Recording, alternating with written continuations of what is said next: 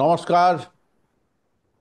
Campus প্লাসের আরেকটি প্রতিবেদন সাক্ষাৎকার ভিত্তিক পেয়েছি মিস্টার অলোকেশ দাসকে। এই অলোকেশ দাস আজকে যে ব্যাপারটা নিয়ে বলবেন সেটা হচ্ছে রিসেন্টলি কেন্দ্রীয় সরকার ক্যাবিনেটের যে পলিটিক্যাল অ্যাফেয়ার্স যে কমিটি আছে তারা সিদ্ধান্ত নিয়েছে যে 2021-এর যে সেন্সাস হবার কথা সেই সেন্সাসে কিন্তু enumeration of SC and ST এটা হবে। এই ব্যাপারটা আলোচনার জন্যই মিস্টার দাসকে আজকে আমন্ত্রণ জানানো হয়েছে এবং আমরা অত্যন্ত আনন্দিত যে তিনি আমন্ত্রণটা গ্রহণ করেছেন। প্রথমে একটু বলে রাখি, না হলে একটা উপক্রমণিকা না করলে কি আলোচনা হচ্ছে সেটা বোঝা যাবে না। তা সেই জন্য প্রথমে একটা বলে রাখি যে এই যে যে একটা কাস্ট হবে, কাস্ট সেন্সাস হবে, তার উপযোগিতা বা প্রয়োজনটা কোথায়। প্রথম কথা হচ্ছে যে ভারতে এখনো পর্যন্ত যে অফিসিয়াল রেকর্ড আছে তাতে 2011 সেন্সাস রিপোর্ট পর্যন্ত আমাদের আছে, কারণ 2021-এরটা হয়নি করোনার জন্যে। হবে 121 কোটি মানুষের মধ্যে 20,18,00,000 হচ্ছে এসসি, আর 10,45,00,000 হচ্ছেন এসটি। পার্লামেন্টে 543টা সিট আছে, তাদের মধ্যে 412টা জেনারেল, এসসি 84, এসটি 47। এদের মধ্যে বিজেপির আছে 39 আউট অফ 84 হচ্ছে এসসি, এবং 22 আউট অফ 47 হচ্ছে এসটি। এবং ওয়েস্ট বেঙ্গলও দেখা যাচ্ছে যে 294টা সিটের মধ্যে 69টা হচ্ছে এসসি আর 16টা হচ্ছে এসটি। এদের মধ্যে টিএমসির ভাগাভাগি হচ্ছে 36 আর বিজেপির 32 এসসি, এবং 9টি হচ্ছে এসটি এবং 7টা হচ্ছে 9টি হচ্ছে টিএমসির এসটি এবং বিজেপির 7টি। অর্থাৎ কিনা কেন্দ্রে কংগ্রেসের সঙ্গে এবং রাজ্যে টিএমসির সঙ্গে কিন্তু বিজেপির একটা এই এসসি বা এসটিদের ভোটের ব্যাপার নিয়ে কিন্তু একটা প্রচণ্ড ক্ষুরধার লড়াই আছে। মিস্টার দাসের কাছে এখন জানতে চাইব যে এই যে স্ট্যাটিস্টিক্স একটা দিলাম, এর পরিপ্রেক্ষিতে উনি যদি বলেন যে এই যে কাস্ট ইনিউমারেশন হবে, এটা গুরুত্বটা কোথায়। Mister Das, please. প্রথম কথা হচ্ছে, নমস্কার, আমি আপনাদের সকলকে অভিনন্দন জানাই, নমস্কার জানাই। জাতিভিত্তিক জনগণনা এইটার একটা প্রচন্ডভাবে সমাজের ওপর প্রভাব পড়বে। তার কারণ হলো, প্রায় 1 শতক পর শেষ হয়েছিল 1931 সালে। ব্রিটিশরা করেছিল জাতিভিত্তিক জনগণনা, তারপরে কিন্তু এটা হয় না। কারণ আমাদের দেশে প্রথম জনগণনা হয়েছিল 1872 সালে। তারপর একেবারে পূর্ণ জাতি গণনা যেটাকে বলে, সেটা শুরু হয়েছিল 1881 সালে। তারপর থেকে 10 বছর ব্যবধানে এইটা সংগঠিত হতো। জাতিভিত্তিক জনগণনা 1931 সালে শেষ হয়েছে, তারপরে আর হয়নি। আমাদের দেশ স্বাধীন হওয়ার পরে যে জনগণনা হয়েছে, সেই জনগণনায় এই জাতি জনগণনাটা বাদ দিয়ে দেওয়া হয়েছিল। তার ফলে এইটা একটা গুরুত্বপূর্ণ বিষয়। জাতি গণনা বন্ধ করা এবং হয়েছিল কেন? মানে তার কারণটা কি? দেখুন, হঠাৎই এমনি এমনি তো করা হয়নি, নিশ্চয়ই তার পিছনে একটা কারণ ছিল। না, সেই সময় কারণ দেখানো হয়েছিল, যে পরিকাঠামোর কারণ দেখানো হয়েছিল, প্রয়োজন নেই দেখানো হয়েছিল। 1931 সালে যখন জনগণনা হয়, তার মধ্যে ব্রিটিশরা কিছু মন্তব্য করেছিল যে যে পরিমাণ জাতি চলে আসছে, সেই জাতির মধ্যে গণনার সময় কিছু বিভ্রান্তি আসছে। অর্থাৎ যে জাতি এক প্রদেশে অন্যান্য পিছিয়ে পড়া জাতি বা তফসিলি জাতি আর একটা প্রদেশে গিয়ে সে আর সেরকম থাকছে না। ফলে এই যে বিভ্রান্তিগুলো হয়েছিল, সেই বিভ্রান্তিগুলোর ভেতর থেকে দাঁড়িয়ে স্বাধীনতার পরে যখন প্রথম হলো, তখন তারা আর জাতিভিত্তিক জনগণনায় গেল না। যদিও আহ, আমাদের যে সংবিধান ছিল, সেই সংবিধানের ভেতরে আমাদের ওবিসি নির্ণয়ের একটা পদ্ধতি 340 নম্বর ধারা, সেই 340 নম্বর ধারায় আছে। তো জওহরলাল নেহেরু, পণ্ডিত নেহেরু, তিনি প্রথম কমিশন তৈরি করেন, কাকা কেলকার কমিশন। তো সেই কাকা কেলকার কমিশনের পরে মোরারজি দেশাই দ্বিতীয় কমিশন তৈরি করেন ওবিসি নির্ণয়ের জন্য। সেটা হচ্ছে মন্ডল কমিশন, বিন্দেশ্বরী মন্ডলকে দিয়ে। তো এই সময় থেকে কিন্তু জাতিভিত্তিক জনগণনার প্রয়োজনীয়তাটা তৈরি হচ্ছিল। ফলে সেই কারণে আজকে কতখানি ওবিসি, দেখুন এই যে ন্যাশনাল স্যাম্পলিং সার্ভে অর্গানাইজেশন, তারা রিপোর্ট দিচ্ছে ওবিসি হচ্ছে 41%। আবার মন্ডল কমিশন বলে গেছে 52%। তাহলে ওবিসি সত্যিকারের পার্সেন্টেজে কত, তারা সোশিও ইকোনমিক এডুকেশনাল দিক থেকে কোন জায়গায় আছে? এবং শুধুমাত্র ওবিসি না, সমস্ত অংশের মানুষদের সামাজিক, অর্থনৈতিক এবং শিক্ষাগত অবস্থানটা জানা খুব জরুরি। ফলে সেই জন্যে আমাদের যেটা কাজে লাগানো হয় সেন্সাসের ডাটা, সেন্সাসের ডেটা লাগানো হয় কাজে, যেটা সেটা হচ্ছে বিভিন্ন প্রকল্পের ক্ষেত্রে এটাকে কাজে লাগানো হয়। তারপরে যে অসমতা ইত্যাদির ক্ষেত্রে যারা পিছিয়ে পড়া অংশের মানুষ, তাদেরকে আপলিফ্ট করবার জন্যে, তাহলে এই ডেটাটাকে ব্যবহার করে কাকে আমি বেশি সুবিধা দেবো সেটা সরকার ব্যবহার করে। ফলে এই জন্য খুবই গুরুত্বপূর্ণ।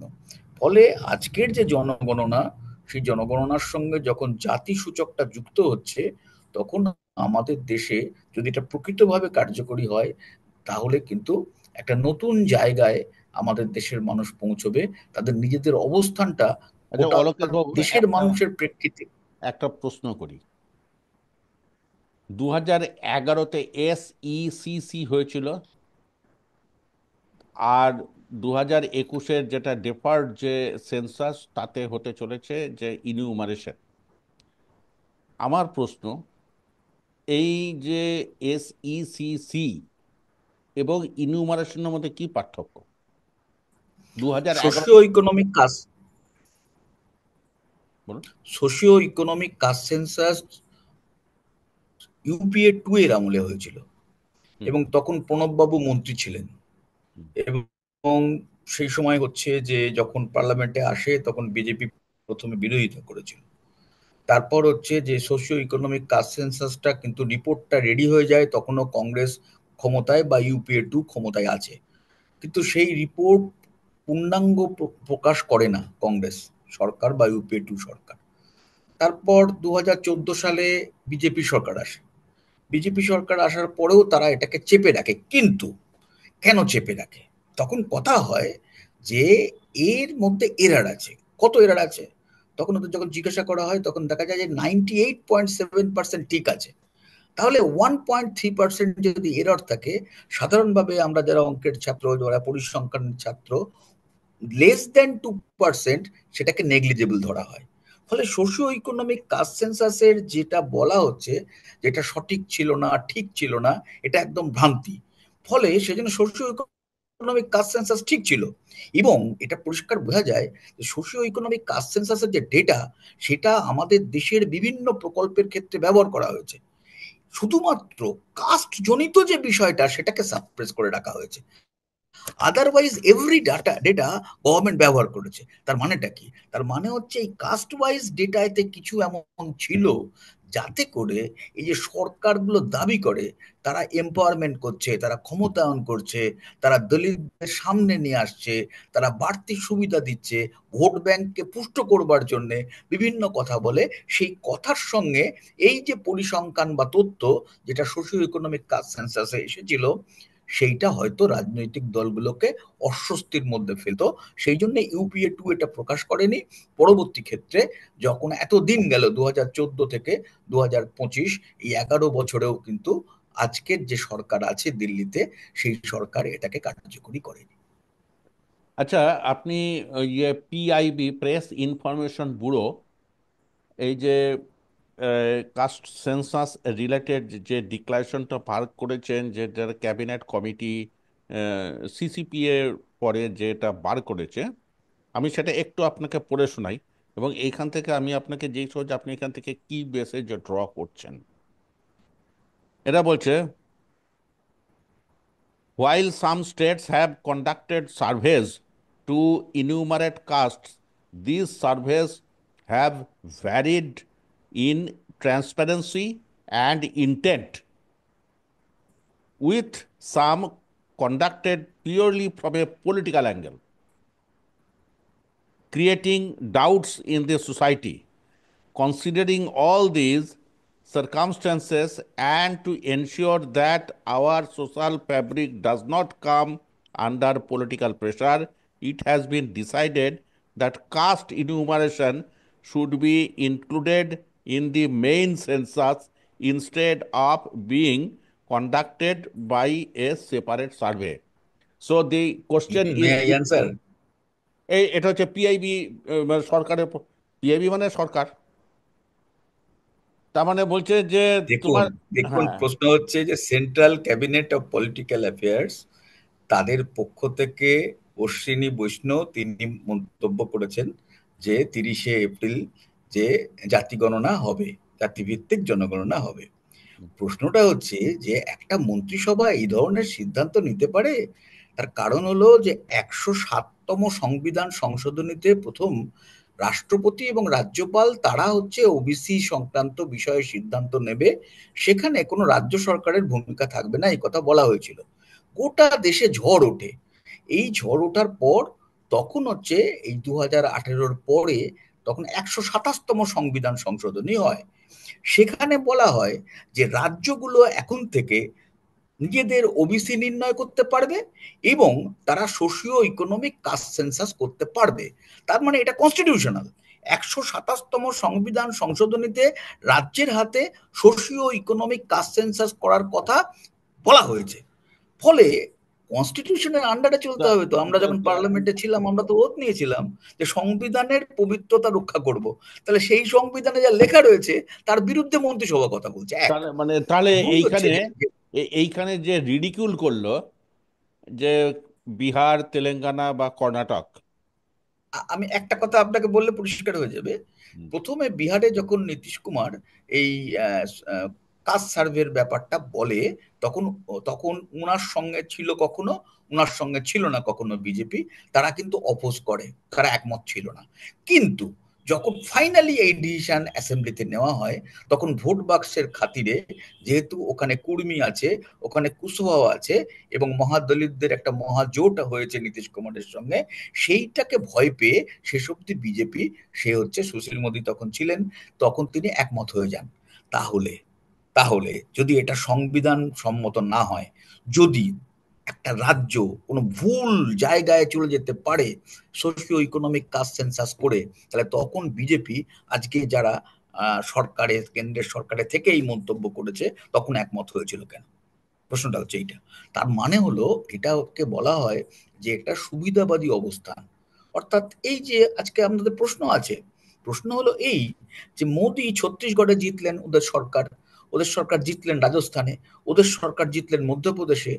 তারপরে আমাদের দেশের প্রধানমন্ত্রী মন্তব্য করলেন যে জাত বলে কিছু হতে পারে না। উনি বললেন 4টে জাত। কি বলেন? যে হচ্ছে যুবক একটা জাত, মহিলা একটা জাত, আর একটা হচ্ছে কৃষক একটা জাত, আর হচ্ছে শ্রমিক, আমাদের আহ, হ্যাঁ, শ্রমিক।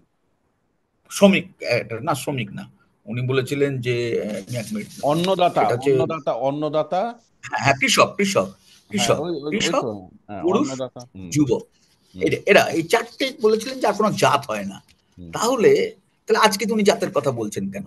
এইটা সবাই সন্দেহ করছে যে সামনে যেহেতু বিহারের নির্বাচন আছে, সেই জন্য এই বিহারের নির্বাচনের দিকে তাকিয়ে উনি এই মহিলা, গরিব, যুবক, কৃষকের কথা ভুলে গেলেন, আবার জাতে ফিরে এলেন, যে জাতের ব্যাপারে তিনি বিরোধীদের আঙুল তুলে বলেছিলেন যে এরা আসলে বিভাজন চাইছে। তাহলে আজকে উনি কি চাইছেন?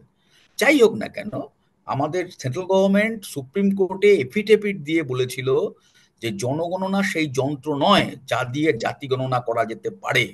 তাহলে আজকে সেই এফিডেভিটের কি হলো? তার মানেটা কি? কোনো রাজনৈতিক সংকীর্ণ উদ্দেশ্যে করা হচ্ছে? দেখুন, আমরা এই সিদ্ধান্তকে ওয়েলকাম করি। আমরা মনে করি এটা আমরা দাবি করেছিলাম, আজকে সেটা কার্যকরী হচ্ছে, কিন্তু আমরা একটা বলতে, কিন্তু থেকে যাচ্ছে। আমরা বলতে আমরা বলতে, আমি ধরুন, আমি দাবি মানে, মানে করেছিলাম, আমাদের একটা সংগঠন আছে পশ্চিমবঙ্গ সামাজিক ন্যায় মঞ্চ, তারা দাবি করেছিল, যদি সিপিআইএম এর কথা বলেন তারাও দাবি করেছিল যে এটাকে কার্যকরী করা হোক। এবং তিনটে জিনিস কাজ করছে। বিহারে ওরা পরাজিত হয়েছিল বিজেপি, তেলেঙ্গানায় ওরা পরাজিত হয়েছিল, এবং এই সবগুলোর থেকে একটা শিক্ষা নিয়ে আজকে নির্বাচনটাকে সামনে রেখে এই যে শিফট করা নিজেদেরকে, এই শিফট করা শেষ অবধি কার্যকরী হবে তো একটা প্রশ্ন আছে। নির্বাচন মিটে গেল, সেই প্রতিশ্রুতিটা প্রতিশ্রুতির জায়গায় থাকলো, কারণ দিস গভর্নমেন্ট, তারা একেবারে বলেছিল যে 2021-এ হওয়ার কথা ছিল, প্রায় 4 বছরের ওপর, 5 বছর চলছে। তাহলে এত বছর কেন হলো না? করোনা তো কবে চলে গিয়েছে। তাহলে জনগণনা করতে এরা আগ্রহী নয় এই কারণে আজকে বিভিন্ন পরিসংখ্যানের যে জায়গাগুলো ওরা বন্ধ করে দিচ্ছে। এনএসএসও তাদেরকে ওরা পরিসংখ্যান নিতে দিচ্ছে না, বিভিন্ন সংস্থা তাদের পরিসংখ্যানটাকে প্রকাশ করতে দিচ্ছে না। ফলে এই যে কাস্ট সেন্সাসের ভেতরে বা জেনারেল সেন্সাসের ভেতর দিয়ে যে পরিসংখ্যান আসবে, তাতে হয়তো সরকার অস্বস্তিতে পড়বে। সেই কারণে আজকে ডিলেট করে দেওয়া হচ্ছে। ফলে আমরা ওয়েলকাম করছি, কিন্তু আমরা মনে করি যে এটাকে ইমিডিয়েট ইমপ্লিমেন্ট করা উচিত। আচ্ছা, অলোকেশ বাবু, একটা কথা জিজ্ঞাসা করি। গত 30-40 বছরে দেখা যাচ্ছে যে কংগ্রেসের হাত থেকে দলিত যে ভোট ব্যাংকটা আস্তে আস্তে বিজেপির দিকে কিন্তু শিফট করে গেছে। আজকে ব্যাপারটা প্রায় 50-50-তে চলে এসেছে। কাজেই এখন মানে, যদিও রাহুল গান্ধী বলে যাচ্ছেন যে জিতনা আবাদি উতনা হক, এই যে একটা কথা বলেছেন, আপনার কি মনে হয় এই কথাটা খুব সেন্সিবল কথা?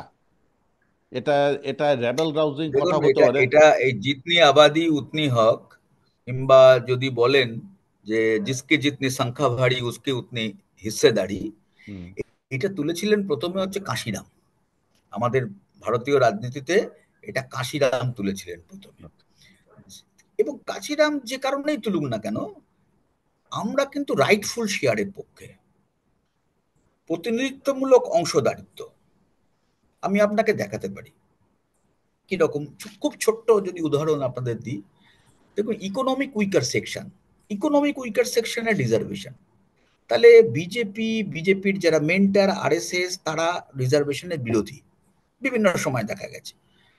গত বিহারের নির্বাচনের আগে মোহন ভগবত বলেছিলেন আমরা ক্ষমতায় এলে সংরক্ষণ তুলে দেবো, এবং আমরা বলি ওদেরকে মনুবাদী, এবং সেই মনুবাদে কিছুতেই এই অংশের ঠাঁই নেই।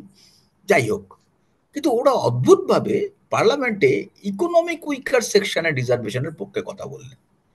এবার ইকোনমিক উইকার সেকশন কারা? ইকোনমিক উইকার সেকশন, উনি বললেন যে ইকোনমিক উইকার সেকশন তারা যারা 66,666 টাকা ইনকাম করে, তারাও গরিব। তো এটা মানা যায় নাকি? এক। মানে দুই, আমরা দারিদ্র যখন সীমা, বললাম ঠিক আছে, দারিদ্র সীমা।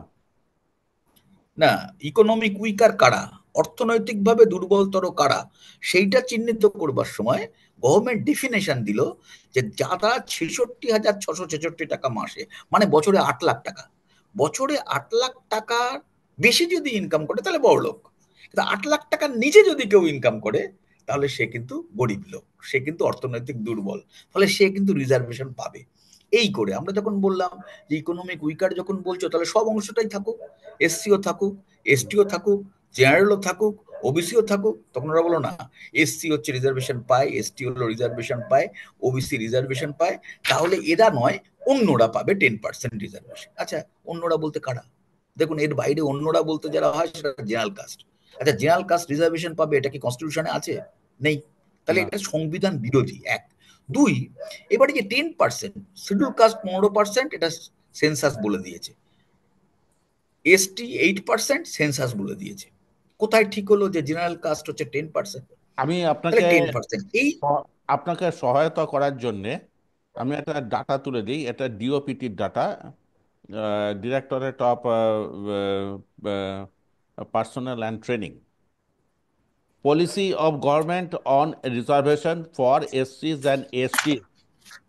যেখানে ডাইরেক্ট, যেখানে রিক্রুটমেন্ট হচ্ছে, সেখানে তারা রেখেছেন 15 for hmm, SC, 7.5 hmm, for ST, and hmm, 27 for hmm, OBC. তো হুম, এর মধ্যে আপনার হুম, ওবিসি, এর মধ্যে ইডব্লিউএস, ইকোনমিক্যালি হুম। উইকার সেকশনের কথা তো এর মধ্যে তো কিছু বলা নেই, কিন্তু এটাই তো চলছে। আর প্রমোশনের ক্ষেত্রে না, একটু আরো একটু এদিক ওদিক করা আছে। তো এখানে দেখুন, এখানে হচ্ছে হ্যাঁ, ইকোনমিক উইকার সেকশনের 10% রিজার্ভেশন করা হয়েছে, যেটা পদ্ধতি ছিল ক্যাপ, সিলিং। হুম, বলা হয়েছিল যে মোট চাকরির 49.5%-এর ওপরে রিজার্ভেশন হবে না। Hmm. Already 15% schedule caste, 7.5% schedule tribe, সাড়ে টোয়েন্টি বাইশ, সেভেন পয়েন্ট তার 49.5 হয়ে গেল। হ্যাঁ 49.5 হয়ে গেল। তাহলে এবার ইডব্লিউএস এর রিজার্ভেশনটা হবে কি করে? তখন গভর্নমেন্ট করলেন কি, ওই সিলিংটা ভেঙে দিলেন, ক্যাপটা ভেঙে দিয়ে 10%টাকে ইন্ট্রোডিউস করলেন। আমি বিহারের আপনাকে কাস্ট সেন্সাস দেখাচ্ছি। বিহারের যে কাস্ট সেন্সাস হয়েছে, হুম, সেখানে দেখাচ্ছে যে জেনারেল কাস্ট হচ্ছে এই 10%, মানে যেগুলো আমাদের মেইনলি। তাহলে economic weaker section, general caste 10%, তাহলে তার জন্য 10% রিজার্ভেশন। তাহলে এইটা ওবিসি দেখাচ্ছে 63%। তাহলে 63% কেন 27.5% পাবে? তাহলে এটা কি রাইটফুল শেয়ার হলো? আমি বোঝাতে পারলাম কি আপনাকে? না না, সেটা সিক্সটি তো থ্রি পার্সেন্ট ওবিসি, সে রিজার্ভেশন পাচ্ছে 27.5%। আর 10% জেনারেল কাস্ট, এবং সেই জেনারেল কাস্ট মানে হচ্ছে যারা অ্যাফ্লুয়েন্ট, যাদের 8 লাখ টাকা ইনকাম করে তারাও, যাদের হচ্ছে হচ্ছে 15 বিঘে জমি আছে তারাও। ফলে তারা, তার মানে দেখা যাচ্ছে এই জেনারেল কাস্টের 90% লোক তারা এই রিজার্ভেশন অ্যাভেল করে। তার মানে বাকি যে 10% সেটা হচ্ছে একদম ডাউন টোডেন, গরিব, কত দরিদ্র, সেই লোকগুলোর পাওয়ার কথা ছিল সুবিধা, কিন্তু তারা হটে যাচ্ছে। ফলে এই ইকোনমিক উইকার সেকশনের রিজার্ভেশনটা সংবিধান বিরোধী, এবং সেটা হচ্ছে ওই যে একদম জেনারেল কাস্টের জন্য করা, এবং শুধু জেনারেল কাস্ট না, এটা অ্যাফ্লুয়েন্ট অংশের জন্য করা। ফলে সেইটা অন্য সংরক্ষণের বিরোধিতা করে এই সংরক্ষণের কথা বলা হয়েছে। আমি এই যুক্তিটা এখানে তুললাম এই কারণে, কারণ এই যে কাস্ট সেন্সাসের সঙ্গে বলা হচ্ছে যে এতে ওবিসির সংখ্যা বাড়বে আর ওবিসিতে রিজার্ভেশন বাড়াতে হবে। তাহলে যার সংখ্যা কম তাকে তুমি বেশি রিজার্ভেশন দিয়েছো, আর যার সংখ্যা বেশি তাকে তুমি কম রিজার্ভেশন দিয়ে পারবে না, তাকে এক দিতেই মিনিট, হবে। একটা একটা একটা জিনিস একটু বোঝার আছে। এসসি, এসটি এবং ওবিসি এর বাইরে যে 10% অফ ইডব্লিউএস, এটা কি সুপ্রিম কোর্ট যে ক্যাপ করে দিয়েছেন 50%-এ, এটা কি ইন মানে অ্যাবাভ? সুপ্রিম কোর্টের সেই আইকে ভেঙে দিয়ে, সেই আইনকে ভেঙে দিয়ে পার্লামেন্টে আইন পাশ করানো হয়েছে, আরো 10% রিজার্ভেশন হবে। সেটা সেই আইনটার এখন নাম যার কি? জন্য এই এই ইনস্ট্যান্সটাকে দেখিয়ে রাহুল গান্ধী বলছেন যে এই ক্যাপটাকে তুলে দেওয়া হোক, এই সিলিংটাকে তুলে দেওয়া হোক। এবং প্র্যাকটিক্যালি রাইটফুল শেয়ার যদি দিতে হয় মানুষকে, তাহলে কিন্তু এই সিলিং ভেঙে দিতে হবে, এই ক্যাপ ভেঙে দিতে হবে। তাহলে তো মানে, তাহলে সুপ্রিম কোর্টের জাজমেন্টের তো তাহলে তো কোনো ভ্যালু থাকে না। সুপ্রিম কোর্টের জাজটাকে সেটা, পার্লামেন্ট তো আইন তৈরি করে, পার্লামেন্ট আইন তৈরি করে। ফলে এখানে তো ওই জুডিশিয়ারি তার এখতিয়ার কতখানি, এক্সিকিউটিভ তার এখতিয়ার কতখানি, লেজিসলেশন তার এখতিয়ার কতখানি, সেই এখতিয়ারের সংঘাত যেমন আছে, ঠিক তেমনি প্রত্যেকের নিজস্ব নিজস্ব ক্ষমতা আছে। ফলে পার্লামেন্ট পারে এটা পার্লামেন্ট। কিন্তু প্রশ্ন হচ্ছে, পারলে কিভাবে পারে এবং সেটাকে কিভাবে সে ব্যবহার করে, এটা হচ্ছে প্রশ্ন। এই হুম। ক্ষেত্রে অপব্যবহার হয়েছে। অপব্যব এটা কি শুরুটা কি মহারাষ্ট্র থেকে হয়েছিল? না, এটা না, এটা হচ্ছে অ্যাকচুয়ালি মন্ডল কমিশন যখন হয়, তখন হুম আপনি দেখবেন রাজীব গোস্বামী বলে একটা ছেলে গায়ে আগুন লাগিয়ে দিল। হুম হুম হুম হুম বলল যে আমাদের সব চাকরি বাকরি এসসি এসটি ওবিসিরা নিয়ে চলে যাবে বলে একটা সংরক্ষণ বিরোধী আন্দোলন সেই সময় বিজেপি রাস্তায় নামিয়েছিল। হুম এবং সেই সময় খানিকটা হচ্ছে হায়ার কাস্ট এবং অন্যান্য কাস্টের মধ্যে যে গন্ডগোল, সেটাকে মিনিমাইজ করবার জন্য একটা ফর্মুলা তৈরি হয়েছিল যে ঠিক আছে, গরিবদের জন্য একটা সংরক্ষণের ব্যবস্থা করা হোক। এবং সেই ক্ষেত্রে কিন্তু অনেক রাজনৈতিক দল যখন পার্লামেন্টে এটা আলোচনা হয়, তারা কিন্তু একমত হয়েছিল, এবং এমন সিপিআইএমও কিন্তু একমত হয়েছিল। তারা বলেছিল যে সোশ্যাল আনরেস্ট যেটা, সেটাকে খানিকটা ঠিক করার জন্য যদি গরিবদের জন্য একটা সংরক্ষণের ব্যবস্থা করা হয়, ঠিক আছে। কিন্তু এইটা ক্যামোফ্লেজ করলো, ওরা সুযোগটা নিল, সমর্থনটা নিয়ে পরে যখন ইকোনমিক ডিফাইন করছে যে কারা হচ্ছে যে ইকোনমিক উইকার সেকশন, সেইটা করার সময় কোনো রাজনৈতিক দলের সঙ্গে কথা বললো না। করে বলে দিল যে যার শহরে 1,000 স্কোয়ার ফুট বাড়ি আছে সেও গরিব, বলে দিল যে যার 8 লাখ টাকা ইনকাম সেও গরিব, আর যে হচ্ছে 15 বিঘের জমির মালিক সেও হচ্ছে গরিব, বলে এই গরিবের সংখ্যাটা তৈরি করলো। হুম। তো আজকে মানে যেটা এখন বোঝা যাচ্ছে না যে আজকে এই যে বিজেপিকে যে আজকে কংগ্রেসে, এটা তো মোটামুটি কংগ্রেসের স্লোগান ছিল, ভারত জোড়ো প্রোগ্রাম থেকেই কংগ্রেস এই ব্যাপারটা চালিয়ে যাচ্ছে, এবং স্ট্যাটিস্টিক্স বলছে যে কংগ্রেস এবং বিজেপি মোটামুটি অন ইকুয়াল ফুটিং আছে। তা আজকে এইটা করে আপনার পলিটিক্যাল অ্যাডভান্টেজ, আমি এটাকে কি সত্যি সত্যি কল্যাণকামী কোনো স্টেপ বলে মনে করেন, না this is a political step? দেখুন, কাস্ট সেন্সাস যদি হয়, হুম এক, এই পরিসংখ্যান তথ্য জনগণ দাবি করে। হুম এই যে বলা হচ্ছে যে we are the leader of the subalterns, আমরা we are doing many for the subalterns, hmm কে কিরকম সাবঅল্টার্নসের জন্য কাজ করছে এটা ধরা পড়ে যাবে। কিরকম আমি আপনাকে বলছি, হুম যে বিহারে যখন ধরা পড়লো হুম যে বিহারে হচ্ছে যে মোট 63.13% হচ্ছে ওবিসি আছে, এদের মধ্যে ইকোনমিক ব্যাকওয়ার্ড আছে, এদের মধ্যে ব্যাকওয়ার্ড আছে। এসসি 19.65, এসটি 1.6, জেনারেল কাস্ট বললো যে 15.58, তার মধ্যে মুসলিম আছে, তার মধ্যে ব্রাহ্মণ আছে, রাজপুত আছে, ভূমিহার আছে, কায়স্থ আছে, এসব মিলিয়ে এই এই হিন্দু অংশটা হচ্ছে 10.56, যারা সমাজে খুব প্রভাব ফেলে। এইবার যখন দেখা যায় যে কারা কি সম্পদ ভোগ করছে, সেইটা যদি দেখা যায়, তাহলে খুব অদ্ভুত ব্যাপার দেখা যায়। যে সেটা দেখা যায় যে 63% যদি ওবিসি হয়, তাহলে 63%-এর হাতে 5 একরের বেশি যে জমি আছে, তার দ্বিগুণ জমি আছে হলো কার হাতে? জেনারেল কাস্টের হাতে। মানে কারা? ওই 10%।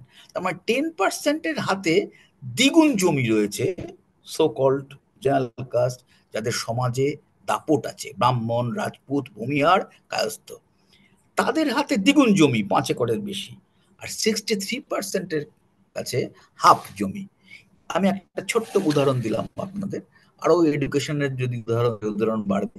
উদাহরণের ভেতর দিয়ে বোঝা যায় যে আসলে এই যে বলা হয় পিছিয়ে পড়া অংশকে সামনের দিকে টেনে আনা হচ্ছে। আমরা একটা জিনিস বলি যে মাইক্রো লেভেল সোশ্যাল ইঞ্জিনিয়ারিং, কোন অংশটা বেশি আছে সমাজের ভেতরে, সেটাকে দেখে তাদের ভোট বাক্সে নিয়ে আসার জন্য একটা মুখোশ পড়া। এই মুখোশটা পড়া যে হচ্ছে, কারা করছে, এই তথ্যটা এলে বেরিয়ে যাবে। সেই জন্য খুব জরুরি যে আসলে এদের অবস্থা কোন জায়গায় আছে। সেই জন্য আমি আপনাকে উদাহরণ দিয়ে বলে দিলাম। একটু তাড়াতাড়ি গোটা কয়েক ইস্যুতে যেতে হবে। সেটা হুম হচ্ছে হুম যে হুম। যে যে এক নম্বর একটা দুটো তিনটে করতে করতে আমার সময় চলে যাবে। এক নম্বর হচ্ছে, what is the difference between survey and census? এটা এটা এক নম্বর জানতে চাই। হ্যাঁ, সার্ভে, সার্ভেটা হচ্ছে আপনার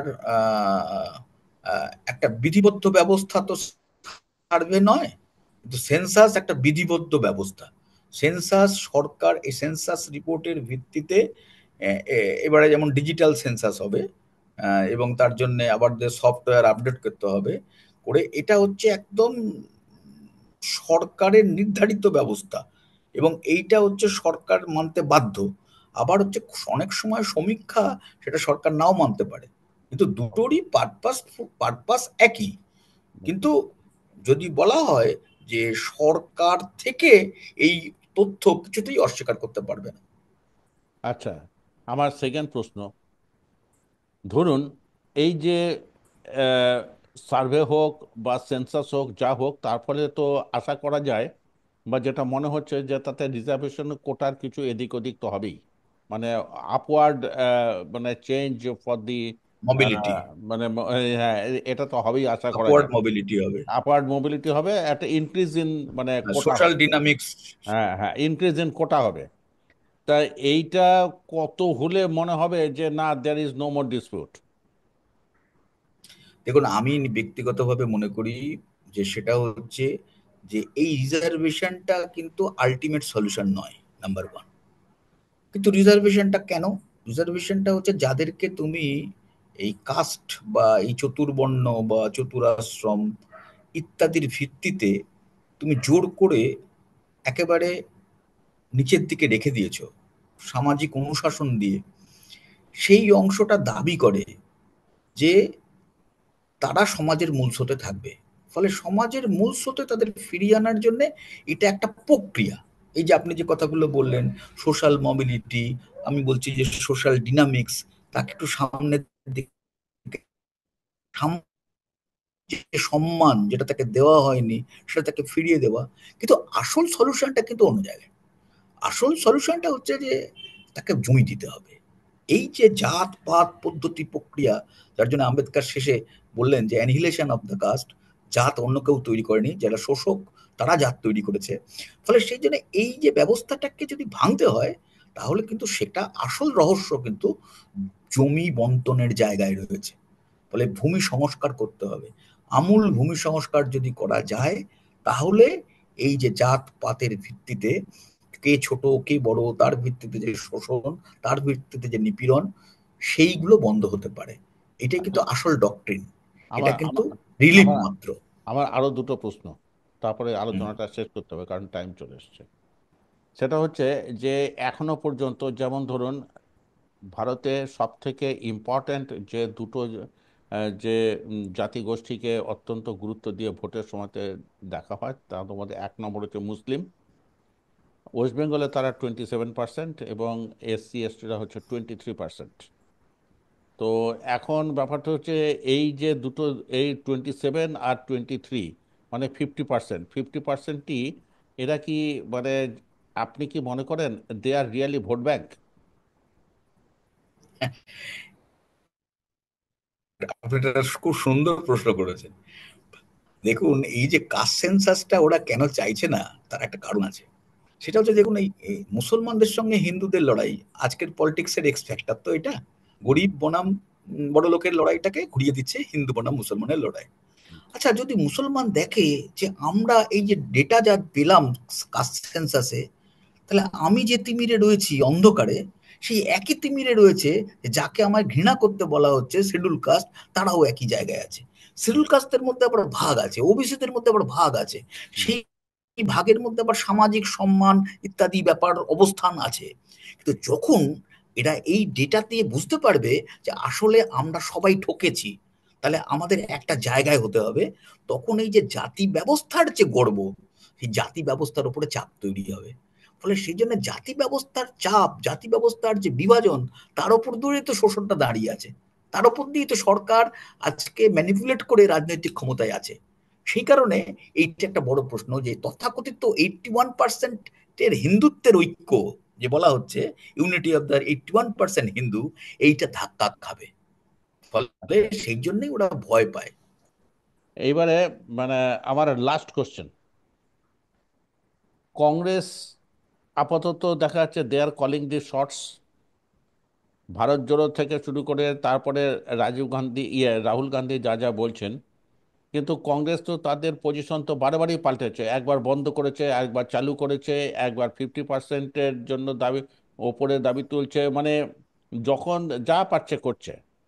কাজে neither Congress nor BJP, they are consistent in their policy towards the এসসিস অ্যান্ড এসটিস।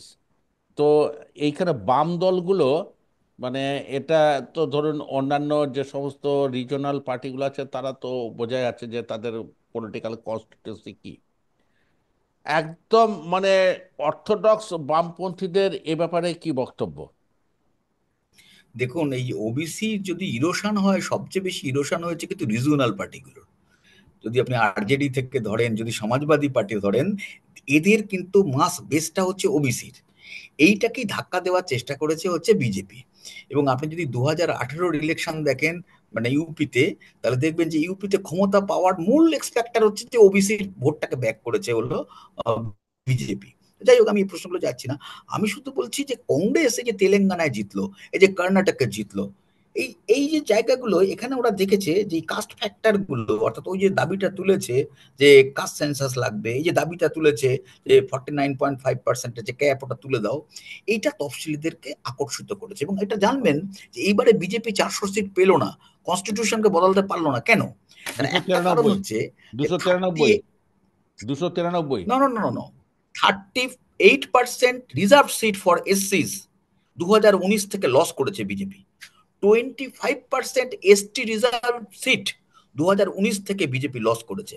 ফলে ওরা 400 কেন হলো না, তার জন্য ওরা বুঝে গেছে যে এই যে এসটি এবং এসসি আমাদের থেকে সরে গেছে, ফলে সেই জন্য এখন এই কনসেন্ট্রেশনের জায়গাটা এটা করছে। এমনি যে মাইক্রো লেভেল সোশ্যাল ইঞ্জিনিয়ারিং যেটা হয়, ওরা ওরা রীতিমতন গবেষণা করে করতে চায় এবং ওরা অবস্থান পাল্টায়, কোন নীতির কোনো ধার ধারে না। এবং আজকে যে পহেলগ্রামের ঘটনাটা ঘটেছে, সেটার থেকে কারেন্ট দৃষ্টিকোণ সরাতে আজকে দেখুন এই দিকে চলে যাচ্ছে। ফলে সেই জন্য আমি যেটা চাইবো, দেখুন কংগ্রেস কি অবস্থান নিল বা বিজেপি কি অবস্থান নিল, ওটা আমাদের কথা না। আমাদের কথা হচ্ছে যে মানুষগুলো ওয়াস সাফারার, তাদের অধিকার ফিরে পেতে হবে। আচ্ছা অলোকেশ সেই বাবু, অধিকারের একটা আপনাকে বলি, আমার সময় আর কয়েক সেকেন্ডের মধ্যে শেষ হয়ে যাবে।